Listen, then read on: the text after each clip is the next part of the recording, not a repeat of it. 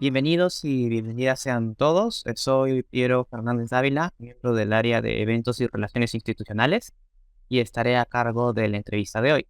En esta oportunidad hablaremos sobre la inteligencia artificial en la economía y las finanzas. Tratamos este tema ya que nos interesa el impacto de esta herramienta en el desarrollo académico y en la posibilidad de brindar soluciones a nuevas problemáticas, tanto sociales como económicas. Para ello, tenemos presente a Julio Villavicencio, magíster en Economía Financiera por la Pontificia Universidad Católica de Chile y economista por la Pontificia Universidad Católica del Perú. Es investigador y profesor a tiempo completo en nuestra casa de estudios y asesor financiero independiente en Invirtiendo con Estrategia. ¿Cómo está, profesor? Muy buenos días. Buenos días, Piero, ¿cómo estás? Muchas gracias por la invitación y por darnos un tiempo a estos temas. Muchísimas gracias. Un placer tenerlo aquí y dando una introducción ya a nuestras preguntas. Ah, Pasemos a hablar de la inteligencia artificial. En este sentido, nos interesa saber cómo inicia esta introducción de la inteligencia artificial en el entorno académico de la economía y las finanzas. Sí, mira, la inteligencia artificial no es algo nuevo en realidad, es algo que nació en los años 50 con un famoso paper en donde, y una famosa teoría sobre el hecho de que cualquier forma este, se podía trazar como una red, ¿no? Sin embargo, la dificultad de pasarlo en la práctica hizo de que la academia no le diera mucha importancia, pero ya en los tiempos actuales, cuando las computadoras están teniendo una velocidad exponencial de crecimiento, ha permitido que los modelos de inteligencia artificial vuelvan a la palestra. Y eso sumado a la generación de datos grandes, ¿no? De datos grandes. Las finanzas tienen una cualidad adicional a la economía, que es la cantidad de data, ¿no? Porque tenemos data por menos de un segundo, o por segundo, o por minuto, ¿no? Y eso hace un montón de información, que es lo que necesita una, un modelo de inteligencia artificial. Muchos datos y mucha capacidad de computación, ¿no? Em, entonces, esos dos factores confluyeron para que volvamos a ver lo que habíamos dejado de ver, ¿no es cierto? Lo que habíamos dejado de ver, que era la inteligencia artificial. ¿Por qué las finanzas? Bueno, porque, número uno, en las finanzas, como les digo, hay mucha información, ¿no? Y histórica y en frecuencias muy bajas. Y número dos, como decía Richard Thaler, ¿no? Siempre cuando uno hace cosas de finanzas, la gente mira más porque se trata de plata. Y los agentes, cuando se trata de plata, van a de verdad moverse en una dirección y van a meter todos los recursos para poder obtener ese beneficio, ¿no? Entonces, en las finanzas hay un avance bastante grande. De hecho, los papers que yo he escrito ya hoy día me suenan obsoletos, ¿no? Por lo que no fue el fútbol, o sea, la velocidad en la que está avanzando y en lo que andamos ahora es muy rápida, ¿no? En economía también, ¿no? En economía también, pero quizás podemos hablar después de las reflexiones que suceden más ahí, ¿no? Pero digamos que tanto economía como finanzas, pero no solamente esas dos, también tenemos en términos de salud, por ejemplo, ¿no? En muchos aspectos, el reconocimiento de imágenes, es súper amplio, ¿no? Pero bueno, tú has preguntado economía y finanzas nada más, y te diría que esas son las razones, ¿no? O sea, quieres en finanzas un poquito más por la flexibilidad y por algunas reflexiones que quizás lo hablamos en la siguiente pregunta. Claro, dada esta característica de la velocidad de datos, se entiende que hay un nuevo interés y hay un impacto significativo. En este sentido, ¿cuál es ese impacto en la forma de hacer economía enfocado en econometría y en las finanzas a nivel académico? ¿Cómo se ve ese impacto ahora? Claro, o sea, en economía y en parte de finanzas también, o sea, porque o sea, ha sido el método, digamos, líder, que era la econometría. Claro, los economistas y algunos de finanzas nos sentimos súper cómodos controlando el experimento, o bueno, o la estimación, ¿no? Y el control se da porque nosotros demandamos inferencia en la econometría, ¿no? Entonces demandamos inferencia, demandamos saber el parámetro beta, cuál es su banda de confianza. ¿Es significativo? ¿No es significativo? Y tenemos ese sesgo al 5%, ¿no? O sea, que el 5% no es todo en la vida. Menos de 5 no existe. Más de 5, bueno. O sea, es como que hay un paper que habla sobre el 5%, sobre el p-value de 5%, ¿ya? Pero nadie dice, o sea, nadie ha encontrado por qué es 5%. Puede ser 15, puede ser 10, podría ser 1, ¿no? Pero nos ha llevado una obsesión por el R cuadrado, la obsesión por el p-value de 5, ¿no? Porque tenemos control al tener una banda de confianza, ¿no? Tenemos una banda de confianza del parámetro o de estimación, y eso nos permite hacer inferencias, que es lo que se busca en economía, ¿no? Sin embargo, hoy día ya un poco la situación ha cambiado, porque la inteligencia artificial también puede permitir o puede ayudar mucho. Yo siempre lo veo, el otro día hablamos con unos profesores sobre GPT Chat, y es algo, para mí es algo parecido. Es como que un humano que tiene una como Robocop, eh, con, con su armadura de metal, cuando tienes la tecnología de tu lado, ¿no? Y la inteligencia artificial nos permite ir mucho más allá de las limitantes que puede tener la econometría. Y nos puede servir también para poder hacer inferencias, para poder determinar qué variables son las que explican algo, para mejorar la predictibilidad de lo que estamos haciendo, y sobre todo, para incorporar modelos complejos que incorporen la no linealidad de las relaciones y las endogeneidades que existen, ¿no? Los sistemas de financieros o económicos son muy complejos. Es bien difícil poder sustentar que los parámetros no cambian, por ejemplo, ¿no? Es bien difícil sustentar que las relaciones son lineales. Es bien difícil sustentar que existen variables exógenas, ¿no? O sea, que encuentre una variable exógena o sea, gana claramente un Nobel, ¿no? O sea, es bien difícil encontrar variables exógenas en un mundo como economía y finanzas, ¿no? Y quizás en finanzas, que es lo que más conozco ahora, tenemos la ventaja de que estamos en un mundo entre economía y ingeniería, que nos permite darle un peso importante al resultado, a la capacidad de aplicación de lo que uno hace, ¿no? Y bueno, ya hay plata de por medio, y eso hace que los avances sean bastante rápidos ahí. Y, pero creo que las ventajas que tiene la econometría, que son bastantes, como la inferencia en y el control que uno puede tener de esa inferencia, claro, también hay que ponderarlas con el hecho de que las relaciones no son lineales, que son cambiantes en el tiempo, que las endogeneidades están en todos lados, ¿no? Vivimos en un sistema muy complejo, ¿no? Es como un medio, es como una selva donde todos interactuamos, todos son importantes, ¿no? Desde la abeja hasta el tigre, todos son somos una confluencia de seres vivos al final, ¿no? O sea, no somos como la física, ¿no? Que decimos ya cuánto se va a demorar en caer una piedra y aplicamos la teoría de la gravedad. No funciona así la economía y las finanzas, ¿no? Funcionan más como una interrelación, ¿no? Entre todos, como una evolución permanente.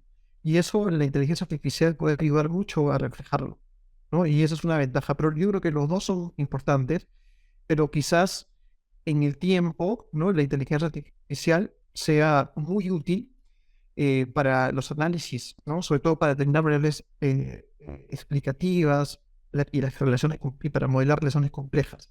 No creo que por ahí va a ir, quizás en unos años, ya no sé, porque la velocidad con que está yendo esto ya es como que supera, ¿no? Las expectativas, pero va a comenzar a estar mucho más, creo yo, en las, en los cursos, como curso o como parte de los cursos de métodos cuantitativos, ¿no? Y para eso hay que tener una buena base. Exacto. Justo sobre el aprendizaje es donde queremos aterrizar a una preocupación latente sobre el uso de estas nuevas herramientas. Para dar un poco de contexto, cuando inicia el campo de la economía, más que todo se hacían análisis con datos empíricos. Luego llega Leon Walras e introduce más análisis matemático y ahí hay una nueva revolución, nuevos campos que se pueden explorar, pero se deja de lado lo que antes se hacía, esos antiguos estudios, ¿no? Ahora con la introducción de estas nuevas herramientas de inteligencia artificial, se está dando el siguiente paso en estas nuevas aplicaciones. Por lo tanto, entra la preocupación sobre qué pueden hacer los alumnos para adaptarse a este nuevo mercado laboral, como para no quedar rezagados. ¿Qué tanto espacio queda para la innovación en estas plataformas? Una buena pregunta, es excelente la pregunta. Te quiero dar unos datos que siempre presento a mis alumnos, ¿no? Este, eh, eh, un profesor especializado en finanzas con inteligencia artificial fue llamado al Congreso para explicar cuántos trabajos se estaban perdiendo por inteligencia artificial en Estados Unidos, ¿no? Y él decía que los algoritmos automatizados para el trading han quitado el trabajo a 10.000 traders alrededor del mundo. ¿Ya? Estamos hablando del 2019, antes de la pandemia. Eh, ¿No? Y él decía, ¿no?, que hay 6.14 millones de personas empleadas en finanzas y en industrias seguros que podrían perder eventualmente su trabajo. Esa, o sea, de la situación, ¿no? O sea, lo que él está diciendo es que estos robots van a comenzar a reemplazar algunas labores de los humanos. Pero esto no hay que verlo como que eso que me acuerdo que estaba en algún libro, que no voy a decir el nombre, pero tenía un capítulo que era el miedo a las máquinas, creo que se llamaba, ¿no? O sea, no es una sustitución necesariamente, sino que como tú dices, tiene que haber una adaptación a este nuevo entorno para ver las máquinas como una ayuda para hacer mejor nuestro trabajo. ¿Me explico? O sea, em, si, si no hubiera computadoras, sería imposible hacer las cosas que hacemos hoy día, ¿no? Haríamos como en la antigüedad. Yo nunca lo hice, pero sí me contaron que así se hacía, que para invertir una matriz lo hacían a mano, ¿no? Y calculabas uno por uno, ¿no? Un Excel lo hace en un segundo. Claro, y uno puede dedicarse a lo más simpático, a lo más bacán, que es analizar. Y dejar el Excel o el MATLAB que haga el trabajo sucio, ¿no? Y yo creo que lo mismo hay que hacer nosotros, alumnos, profesores también. O sea, no solamente es un tema de alumnos, sino de profesores, de mercado laboral, ¿no? El CFA hace un trabajo en el 2019 en donde habla del cambio de roles, ¿no? Habla de la adaptabilidad y el aprendizaje continuo, ¿no? Y habla del AI y el HI, ¿no? Que es esta combinación entre inteligencia artificial, ¿no? Y también eh, inteligencia humana, ¿no? Esta confluencia de los dos. Em, y fíjate que lo que ellos hablan es de algo que se conoce como T-shape, ¿ya? Que son expertos que se adaptan al cambio y que pueden trabajar con otras disciplinas, incluye capacidad tecnológica. ¿Ok? Y eso, o sea, no sé si me sigue lo que te quiero decir, pero es como que este análisis que hace el CFA sobre el mercado laboral te dice, oye, escúchame, a partir de ahora la gente tiene que ser una T-shape. O sea, ni un robot, ni alguien muy soft. Las dos cosas son importantes, pero tienen que trabajar juntas. Los humanos tenemos cosas que nunca bueno, por ahora, una máquina no va a reemplazar, como por ejemplo la empatía. No, la empatía es algo que por ahora, como te digo, que ahora he visto también robots que tienen caras que se mueven y todo eso. Pero la empatía es algo que un humano no importa. El conocimiento del tema que vamos a hacer, o sea, inteligencia artificial, ¿no? El músculo cerebral que no tenemos con inteligencia artificial. Pero este T-Shape, estos expertos software, es bien importante. Se adaptan al cambio, pueden trabajar con otras disciplinas y tienen capacidad tecnológica, que son estas cosas que yo trato de inculcar en mis alumnos. Quizás, claro, en mi introducción era más difícil porque recién están entrando al mundo de las finanzas y ahí había un enfoque mucho más hacia el aprendizaje de lo básico que necesitan para poder entender el lenguaje de las finanzas, ¿no? De hecho, ese paso es una pena que introducción a piensas ya no sea enseñado a economistas, ¿no? Porque era básico para poder entender lo que viene después. Pero los que están en la facultad ya, en mis cursos, les digo esto, porque esto implica que tenemos que empezar a trabajar en la universidad de manera multidisciplinaria. ¿No es cierto? Dejar nuestros compartimentos estancos y nuestra comodidad. O sea, yo me siento muy cómodo trabajando con economistas y con gente de finanzas, pero el mundo no es así. O sea, y hay que correr el costo de comenzar a entender el lenguaje de otros, sean ingenieros, sean psicólogos, sean educadores. Hay un costo en tratar de entender ese lenguaje y tiene que ser, y va a tener una retribución. Pero en la vida real vamos a tener que estar acostumbrados a trabajar con abogados, con ingenieros, y hay que aprender a ser multifacético, multidisciplinario. Entonces, eso es algo que yo siempre les digo a mis alumnos, ¿no? En más este análisis de CFA del conocido T-Shape, ¿no? Entonces, primero que nada, ser multidisciplinario. La Universidad Católica es una de las principales universidades en Perú, si no es la mejor en tener esa capacidad multidisciplinaria, ¿no? Estamos todos en el mismo lugar. No es que ingeniería está en La Molina y economía está en Pueblo Libre, no. Todos estamos juntos, ¿no? Acaba de ganar el CFA un equipo con 3 alumnos de finanzas, uno de economía y uno de gestión. Es un trabajo multidisciplinario. En años anteriores han estado también ingenieros. Entonces tenemos una capacidad para explotar impresionante y siempre se los digo a los alumnos. Claro, es como hablar contigo, Piero, y luego nos vamos a entender, hablamos el mismo lenguaje, estamos formados igual. Pero hay que salir de donde estamos y hablar con médicos, hablar con ingenieros.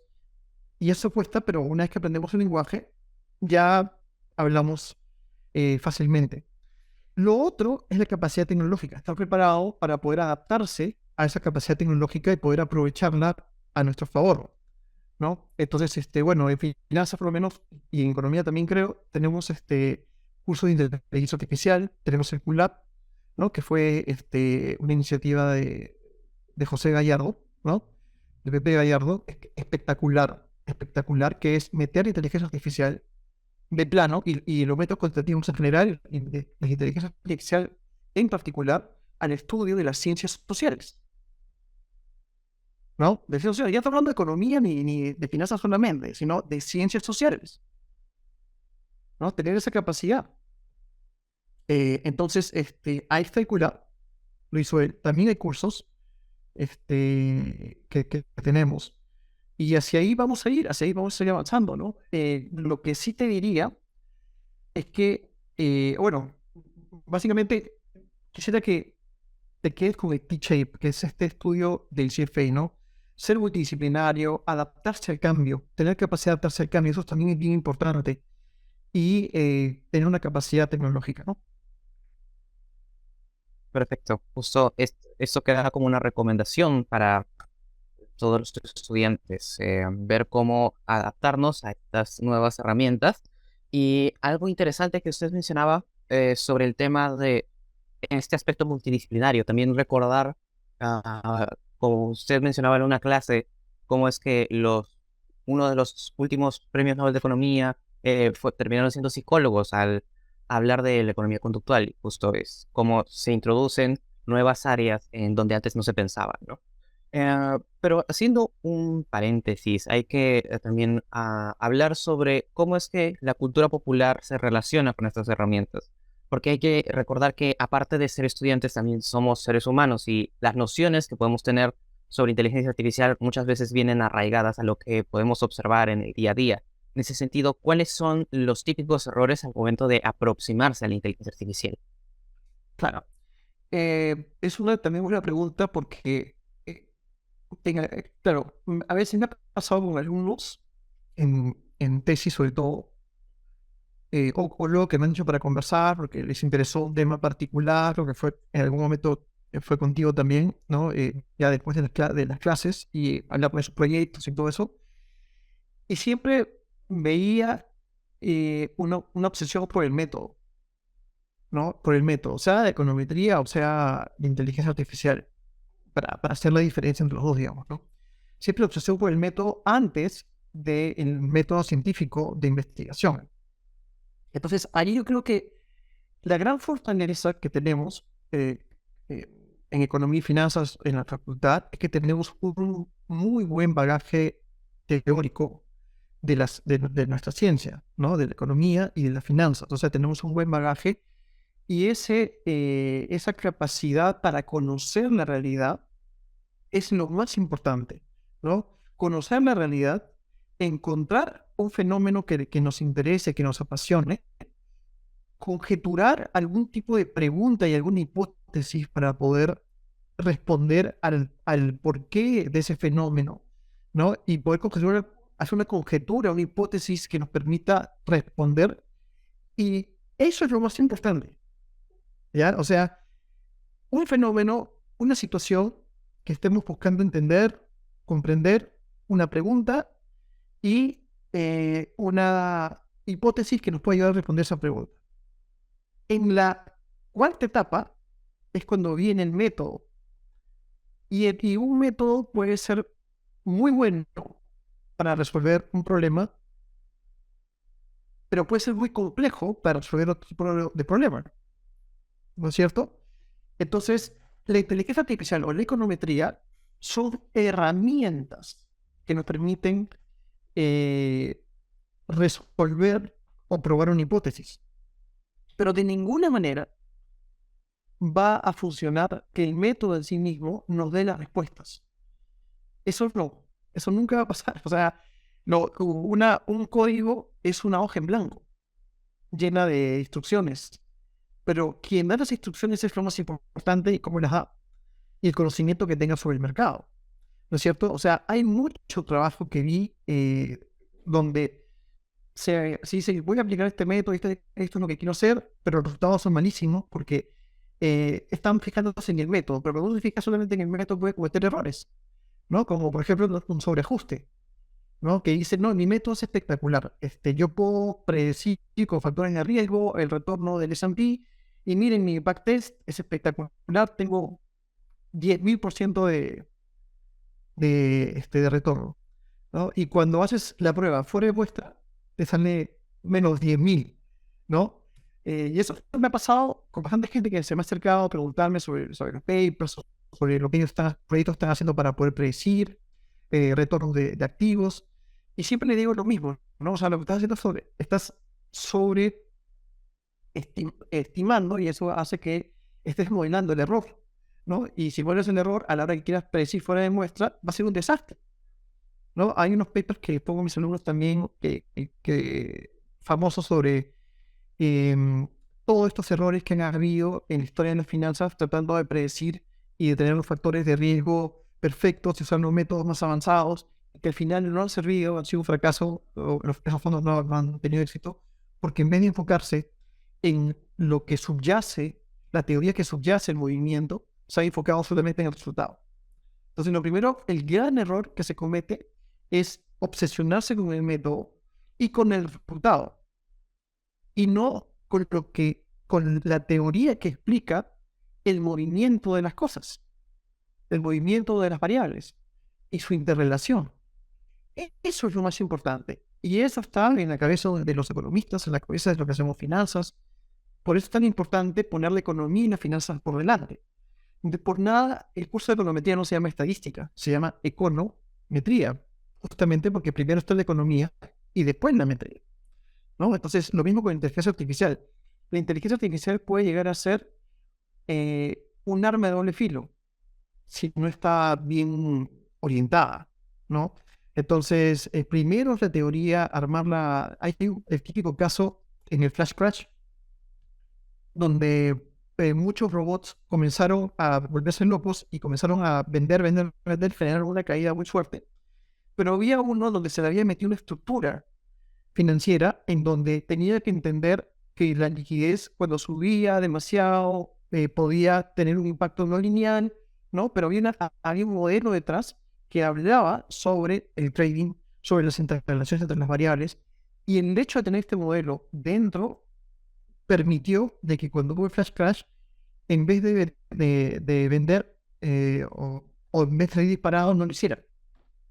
Y más bien entraba después, cuando ya todo se había calmado. Pero eso es porque tenía dentro, para decirlo en términos simples, como ecuaciones que le permitían decir cómo las cosas se movían. Bueno, entonces creo que primero la teoría, después el método.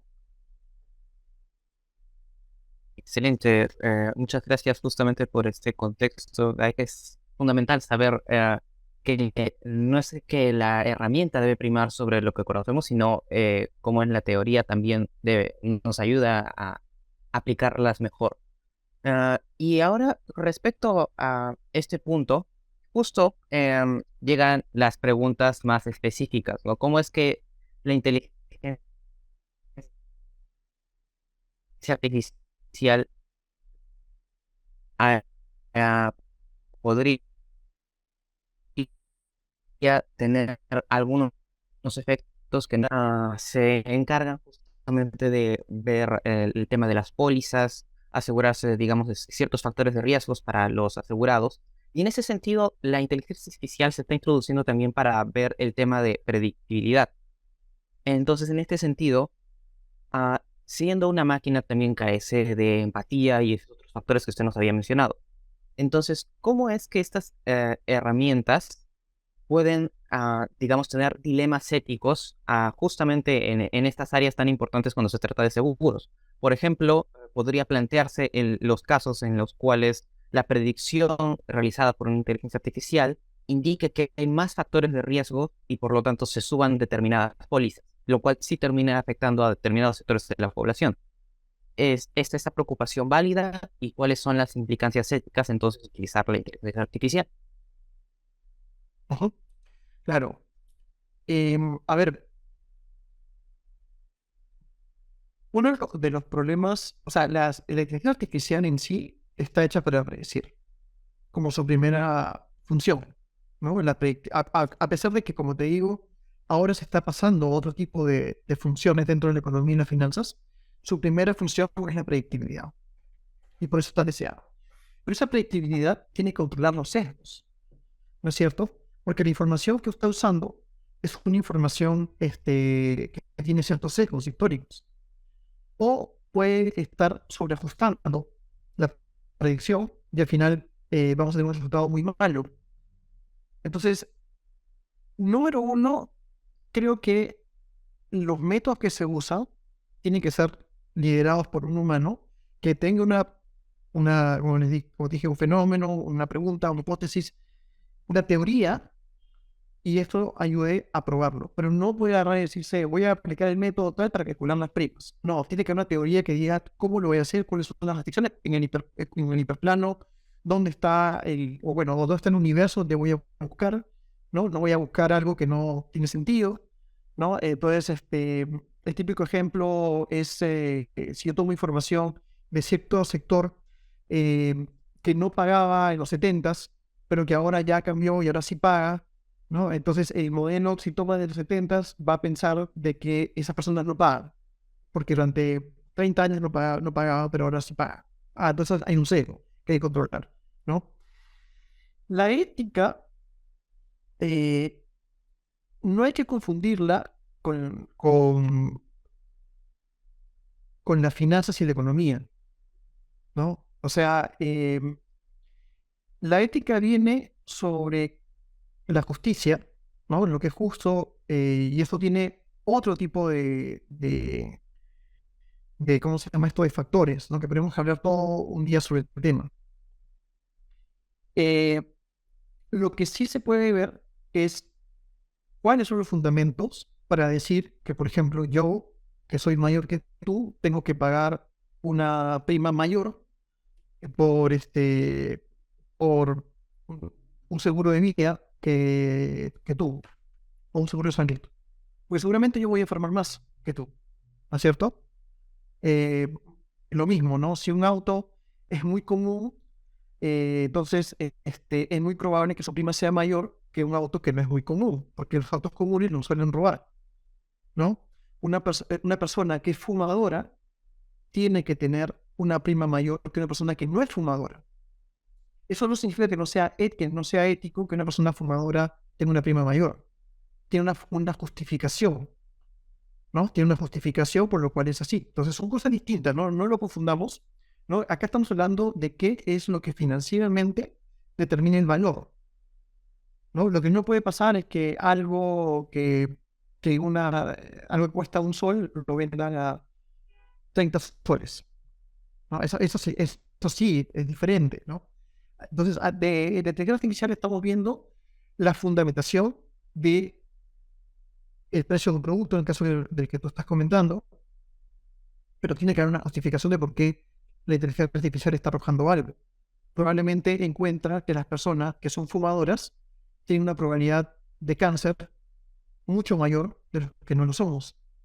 Y por lo tanto, encuentra de que tiene que pagar más que alguien que como yo, que no fuma, ¿no? ¿Me sigues? O sea, pero hay que controlar los sesgos. Hay que controlar los sesgos de la historia, por ejemplo.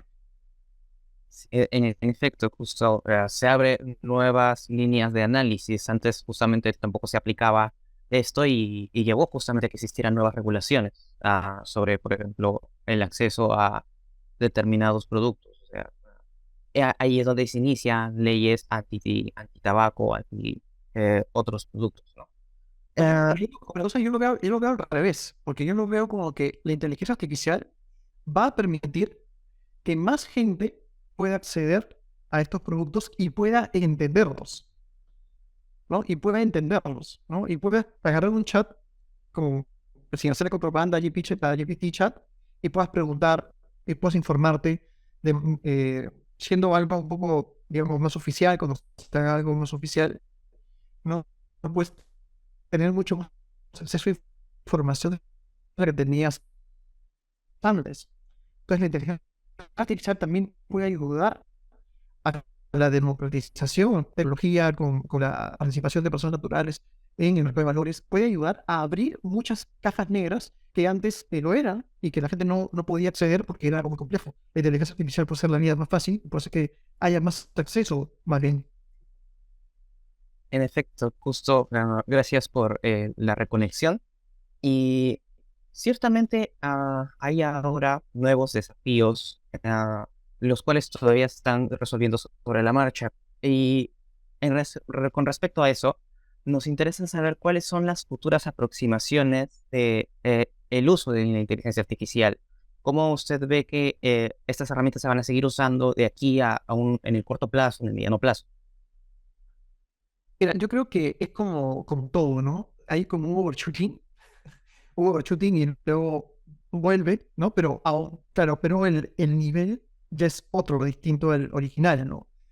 Creo que la inteligencia artificial ha venido para quedarse, ¿no? Cada vez veo más aplicaciones en los papers, en las prácticas de los bancos, o sea, el uso es cada vez mayor. Estamos accediendo a algo, bueno, lo ves tú en los últimos productos que han salido, como el GPChat y todos los que han venido con ellos, ¿no? Está para quedarse, o sea, es un cambio, una disrupción bastante grande, ¿no? Eh, eh, eh, muchos dicen que es de vis a vis la máquina de escribir o, bueno, de ese tipo de disrupción grande, ¿no? Y una disrupción grande, pero lo relevante es poder adaptarse a ese cambio. La diferencia con el pasado es que cuando cambió la imprenta, cuando se creó la imprenta o cuando se creó las computadoras o las máquinas de escribir antes, la adaptación era lenta, ¿no? Cuando comenzaron los autos y reemplazaron a los caballos, la adaptación era muy lenta. El tema es que ahora la adaptación van a ser semanas, van a ser meses, ¿no? Entonces, uno tiene que estar, no verlo como enemigo, desde mi punto de vista, y todo un debate sobre si son enemigos o son complemento, sino verlo como un complemento en lo que uno hace, sea alumno, sea profesor, sea inversionista. Esto está para quedarse, ¿no? Y las, como te digo, las aplicaciones ya no son solamente predictivas, sino también se está tratando de hacer inferencia, de buscar las variables que determinan la predictibilidad de otra variable, basada en una teoría, obviamente. eh, eh, Poder tener diferentes aspectos como ese que antes eran solamente llevados a cabo por una metodología, ¿no? Poder incorporar las tendencias, com- la complejidad de las relaciones y las endogeneidades que existen en la vida real, ¿no? Yo creo que eso creo que viene para quedarse, ¿no? Y esto va a ser algo que vamos a ir sorprendiéndonos día a día y saldrán herramientas nuevas y tenemos que ponernos al día. Perfecto. Como para cerrar, quisiera saber si usted tiene algunos comentarios finales. eh, eh, ya nos había brindado consejos justamente a los estudiantes como herramientas de inteligencia artificial. Sí, yo creo que el mensaje que quiero dar, que doy en mis clases siempre a los alumnos, o sea, leer este paper del CFA de T-Shape, es un estudio muy interesante. No sé si lo he actualizado, pero ya antes de la pandemia. Em, pero yo creo que ustedes tienen dos ventajas que muchos quisieran tener. Lo primero es que tienen un background teórico bastante bueno. Tienen profesores de primera que se manejan bien, que nos han inculcado el manejo de la teoría, el método científico. No se olviden de que primero está la teoría y luego está el método. El método en sí mismo nos puede llevar al desastre. Y hay un paper o varios papers que lo demuestran. ¿Ya? Eh, Dos, ustedes tienen otra capacidad, que es la multidisciplinaridad. Ya les comenté que acabamos de ganar por primera vez en la historia el CFA Challenge, con 3 alumnos de finanzas, uno de economía, uno de gestión. Podemos hacer muchas cosas. Y no me restringo a finanzas, economía, ¿no? Si alguien se quiere dedicar a educación, bueno, vayan a buscar a alguien de educación, de psicología, júntense a algo disciplinario. Eso tiene mucho valor. Mucho valor para el mercado laboral. Tres, datos, el Excel, por ejemplo, tiene que ser una herramienta que un economista en que hace finanzas lo conozca como escribir o como hablar inglés, ¿no? Como algo que es obvio que lo tienen que saber. El Excel a nivel avanzado, relevante. Y luego están los métodos que nos permiten hacer cosas que el Excel no nos permite, como son el MATLAB o el Python o el R, ¿no? Son herramientas que nos permiten hacer más eficiente lo que el Excel puede colapsar, ¿no? Así que estén preparados tecnológicamente. Hay que saber un poco de cada cosa para poder adaptarse. A veces uno no sabe qué tecnología va a usar, pero si entiende el lenguaje, eso le permite aprender fácilmente, ¿no? No olvidarse de la parte personal, ¿no? De lo que tiene que ver con los soft skills, ¿no? Con ser una persona easygoing, un team player, como dice, ¿no? O sea, jugador de equipo, ¿no? Tener empatía, la ética es súper importante, que tú mencionaste, es muy importante la ética, la transparencia, eh, son cosas que hay que también transmitir, también es importante, ¿no? Y la investigación. El mundo que viene es un mundo de investigación, va a ser un mundo cada vez menos intuitivo, ¿no? La inteligencia artificial va a ser más fácil de investigación, creo yo. Y ya se ve, en el mercado financiero se ve que cada vez la inteligencia artificial está cobrando más peso. Y también en la economía, ¿no? Solamente que en las finanzas todo es más en dominio ciento de los fondos, todavía lo está usando, pero es algo que viene creciendo exponencialmente, ¿no? Y hay que estar preparados para estar en esa hora. Pero nuestra diferenciación como economistas y como financistas, a diferencia de alguien de ingeniería, es que nosotros tenemos la teoría lo que se llama el control del dominio, ¿no? Entonces nosotros tenemos el control del dominio, porque conocemos el mercado, hay que conocer los mercados, hay que conocer en lo que estamos trabajando. Y en economía hay un amplio mundo por investigar. No solamente, como te digo, es finanzas, ¿no? Economía también creo que está empezando a meterse con fuerza. Y hay que estar preparados para eso, ¿no? Muchas gracias por todo en general, por la entrevista, las respuestas. Creo que estoy seguro de que nuestra comunidad va a apreciar mucho el cómo va a poder utilizar estas herramientas y adentrarse más en estos nuevos campos. Como un mensaje final, quisiera decirles a todos los que están viendo esta entrevista que nos pueden seguir en nuestras redes sociales. Tenemos más entrevistas disponibles y estamos atentos a más preguntas que tengan para futuras entrevistas. Eso sería todo y muchísimas gracias, profesor. Ha sido un placer tener esta conversación con usted. Muchas gracias, Fiero. Saludos a todos.